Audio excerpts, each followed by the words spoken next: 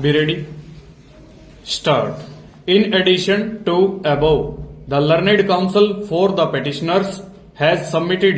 that in the present case there is no disclosure in the impugned order that the petitioners had played fraud or had submitted forged documents or that they were not otherwise eligible for the post stop. Therefore, as there was no fault on the part of the petitioners and the selection process was concluded after due advertisement of the posts,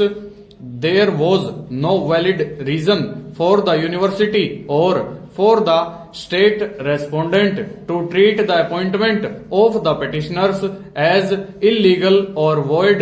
and cancel the same without even providing opportunity of hearing to the petitioners stop. It has been submitted on behalf of the petitioners that since the appointments were made in the engineering college when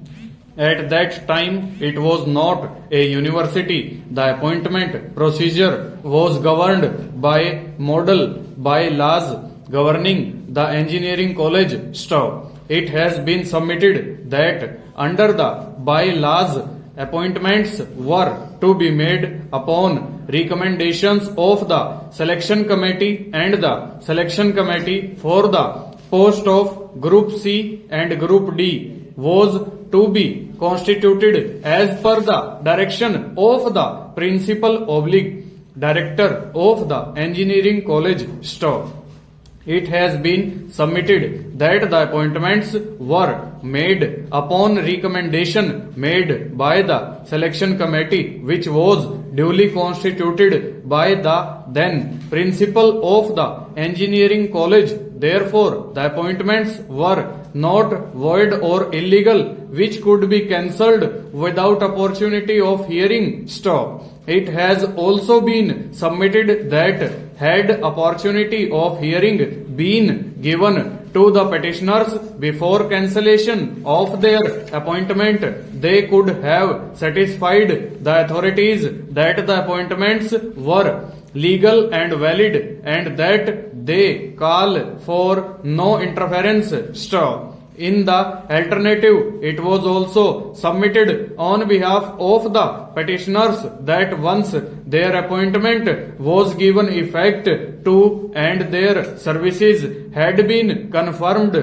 consequent to the reconstitution of the engineering college as a university, the service of the petitioners could have been terminated only after following the procedure prescribed by first statutes of the university stanza.